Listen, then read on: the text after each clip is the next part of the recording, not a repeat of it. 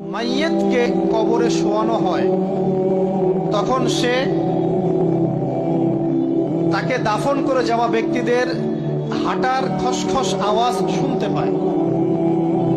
এরপরে তাকে যখন শুইয়ে দেওয়া হয়, সে যদি মুমিন ব্যক্তি হয় তাহলে তার মাথার দিকে তার সলাত এসে দাঁড়িয়ে যায়।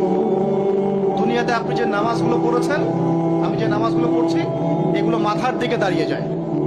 ডান দিকে চলে আসে তার সওম মানে কি রোজা, বাম দিকে চলে আসে যাকাত, তারপরে পায়ের দিকে চলে আসবে তার আত্মীয়তার সম্পর্ক রক্ষার ইবাদত, তার এই যে অন্যান্য দান সদকা, তার নফল আমল, তার তাসবিহ তাহলিল, তার কোরআন তেলাওয়াত ইত্যাদি পায়ের দিকে চলে আসবে।